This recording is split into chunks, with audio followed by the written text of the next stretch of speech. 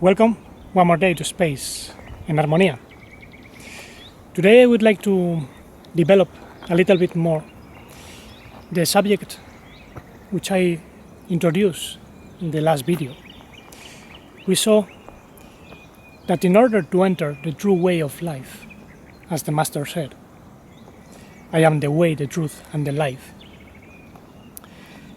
we have to cross a ladder, climb a series of steps, and we have to go through certain purification. We cannot start in the way of life from the beginning. And in order to enter the ladder, we have to cross a first threshold and then a second threshold. The first threshold is when you find a guide and a teaching, when you work with others, then climb the ladder. Nothing is safe at that moment. The second threshold is when you go through under the baptism of fire and you acquire a certain realization, so to say, of the authentic self, when you are no longer moved by false personalities. And in this process, most people cross three traditional paths which are incomplete. The path of physical discipline, which we see in the fakirs in India or certain martial arts. Then the way of devotion, emotional development, that we see in monks, in mystics. Then there is the path of intellectual search, some yogis and other esotericists. But then we spoke about a fourth path, which is mentioned here and there in different traditions, but it was introduced in a very alive manner by Mr. Gurdjieff decades ago in the West. It appears every time humanity is in the risk of being destroyed. And this path implies working with others, knowing exactly the steps of the ladder and the way as well. So you need a guide, you need people with experience. I know the path from inside because I have been in contact with many people working in this tradition, which is not a fixed tradition. It gets adapted to the circumstances, so it's not something fixed. And some of the people with which I work were pupils of Mr. Gurdjieff, Uspensky and others. And I would like to reflect now if there is a fifth path, as it was explained by Boris Muraviev decades ago, in the 60s. I know some people might have never heard of the fifth path. In my view, it's an extension of the fourth path. But I think there is something which has to be explained further, because even though he seemed to be speaking from experience, he left certain details out. And I think there is indeed a fifth path. He called it the path of the polar beings. But it's a complex subject. He explained this in a work known as Gnosis, especially in the first and second volume. It's an intellectual work, even though the subject of the polar beings is very well explained and it's based on experience.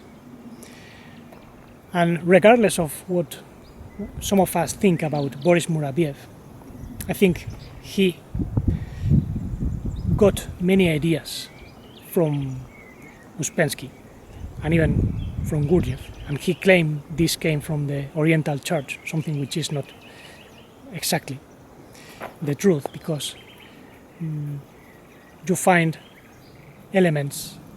There is a dog right here.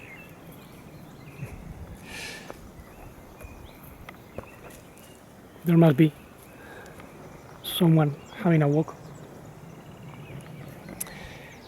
There are certainly elements of the fourth way in the apostolic traditions, but these traditions are varied. They are not just one. And you cannot just say this comes from the Oriental Church, because there is not a unified expression of the fourth way in different Christian lines. There is an esoteric Christianity, and you can find traces of the fourth path even in the New Testament. Now, he also spoke about the fifth way, and it's very interesting because the number 5 is the number of the marriage in the Pythagorean tradition, the number of union of the masculine and the feminine, 3 and 2. And there is certainly a spiritual path that consists in the union of the polar opposites. This is explained even in the Hebrew tradition. And as I have been explaining in other occasions, in Hebrew wisdom there is a very precise science of how twin souls, or the so-called twin souls, come to the world, and how they have to meet by working in common tasks. Even though the term twin soul is not used by Boris Muraviev, because he, as Uspensky and Gurdjieff, thought that not everyone has a truly born soul. You have to be born from the water and the spirit in order to enter the kingdom of God, as it was translated. And not everyone has a soul from a spiritual point of view. In general, people have a vital soul, what keeps this body alive. That's in the blood, and it gives shape to our body. But this is not a soul born from the water, from a certain purification, because the soul is a substance, an intelligence as well, that mediates between the formless spirit and the world of physicality or material forms. And it has to be born like a baby. So we wouldn't be speaking of twin souls strictly if we don't have a soul which has been born. This is the reason why some people never meet an opposite, because they don't have it born. So everyone has, in principle, a complementarity, but this can be just a potential. Not everyone has a perfect match, especially when we are speaking about this fifth way, because it's not a relationship as is usually understood. We are not speaking about romantic relationships. There can be a certain romanticism in this fifth path, but it's not the main goal. The main goal is to purify the personality, to enter paradise again, to fuse, reunite the opposites that got disconnected because of the fall of Adam, and finally enter the third threshold, the pleroma, the fullness. Now, in the fifth way, the recognition of your polar opposite and your fullness, or your completeness inside, can take place before crossing the second threshold, at least as a glimpse. And this is very interesting because it was mentioned by Boris Muraviev, and I think it's true. He even said one can recognize the polar opposite even before entering the first threshold. Although I'm not convinced this is possible without being born already. I think this is only possible when the person, the soul, is somehow repeating, so to say, the experience, not by reincarnation, but by the other process, which is a sort of Gilgul, a cycle, in which your higher self reproduces the personality to fulfill a mission that was not completed in a previous life. This is not reincarnation. I'm not speaking about a soul that enters again. I'm speaking about your higher essence or self, which is reproducing the personality, starting with certain memories, and the repetition is never of the same, because nothing is always the same. Everything changes, always, because the influences from the stars and so on change. So, in this repetition, it's possible that a couple of polar beings recognize each other. And these polar beings are one, but when they come to the world, they split in two. And they are complementary on a physical, psychological, and spiritual level. So you cannot have two polar beings that belong to the same gender, man, man, woman, woman. When they have a complementarity on all levels, they are polar on all levels. And I say this because there is a religion which belongs very much to the New Age nowadays, and they speak very much of twin souls and twin flames, and they say this can be man-man or woman-woman, and a man can have feminine polarity, things like this. But there is a lot of imprecision in all of this. I think there is a mixture of ideas. Some of them come from the serpent, I think, and they are not the original way of reestablishing union. I think they are part of a deception that has been introduced in this fifth way, and it's very dangerous for those who are looking for the truth. That's my view. In the fifth way, you can certainly recognize your soul in other being, but this is always the opposite, and I would establish more differences than Muraviev, because Muraviev speaks in general of polar beings, but as I have been explaining, when you look at a tree or a bush, you see that from one twig sometimes you not only get 2 leaves, but maybe 3 or 4, as in this case, and the twigs developing as leaves can be considered as the souls, and not everyone has a soul that has been born. That's the first point. Secondly, sometimes the soul splits because there is a task to be done and to be split in 2 or in 3, who knows. We know this because in Hebrew wisdom the soul of Adam began to split, and sometimes the tasks were so big that they had to be managed by a split.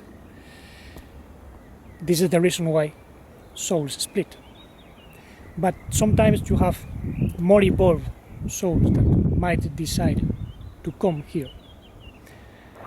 This has an echo in what some people today call monadic twins. Twins that come from the monad level.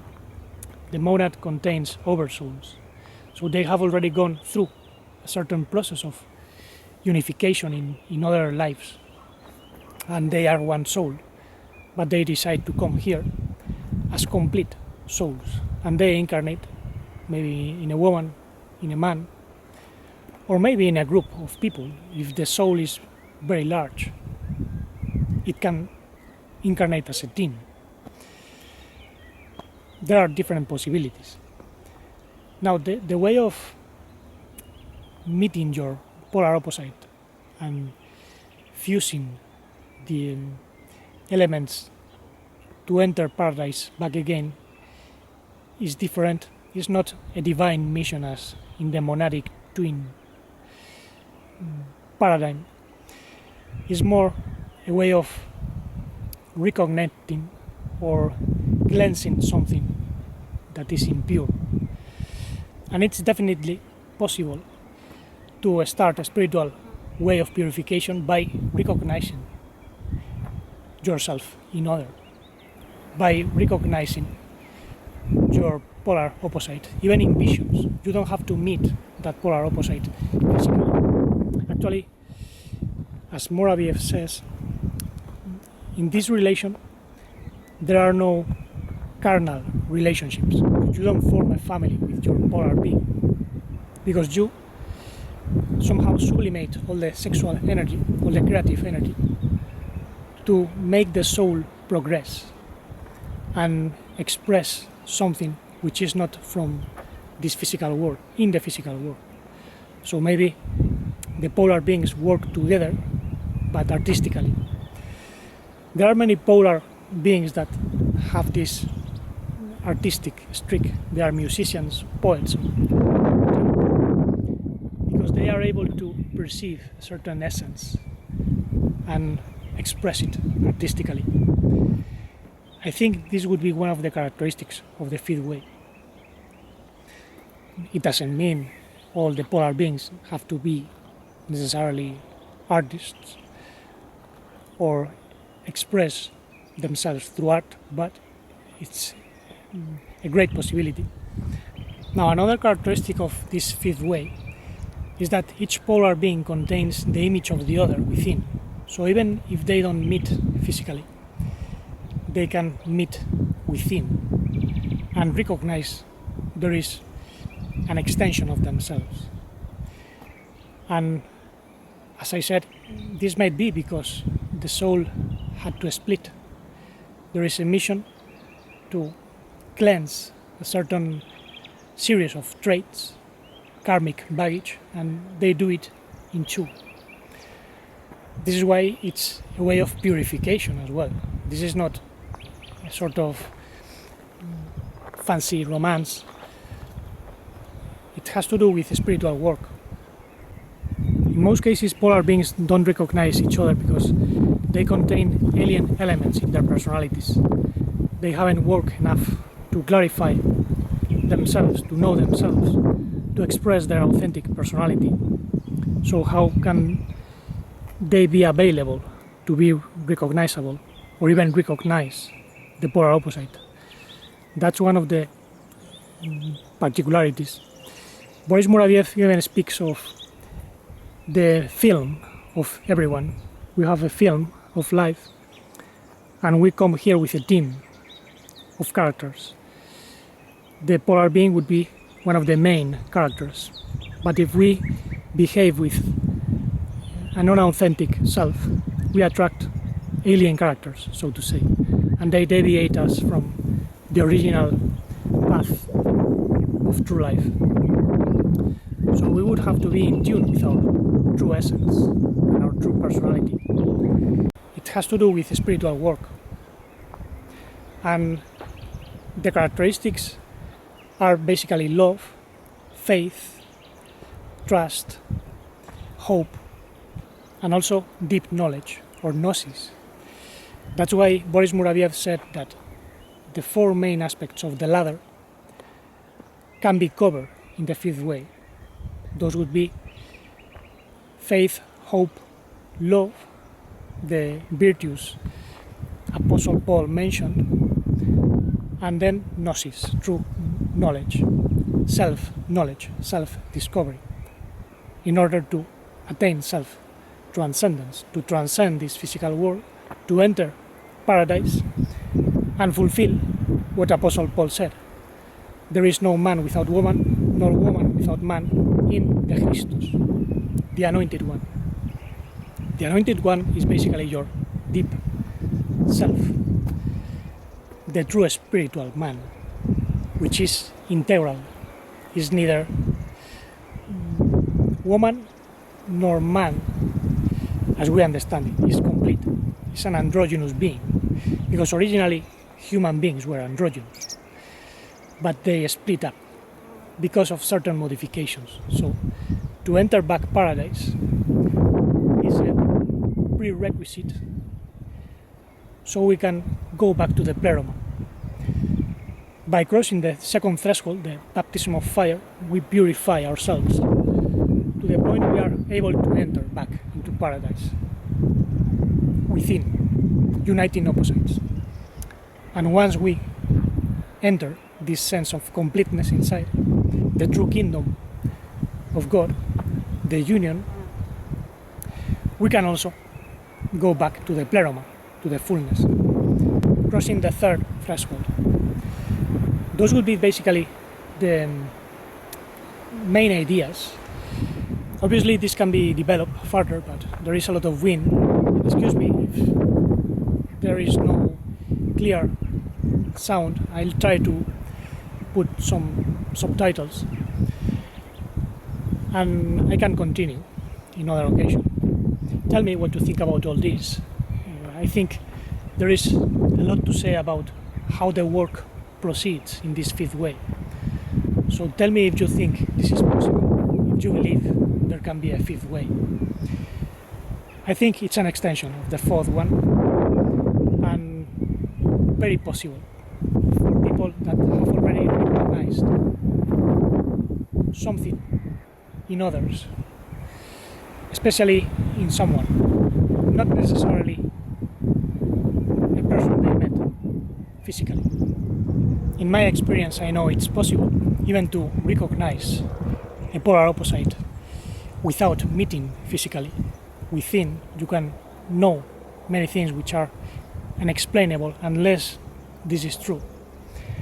And I think it's part of the self-discovery path of many of us. Not everyone, very few are able to enter even a fourth path. So thank you very much for listening, and let's keep cleaning the mind and the heart to express the love without limits, unmodified life, integral conscience, and deep, blissful serenity.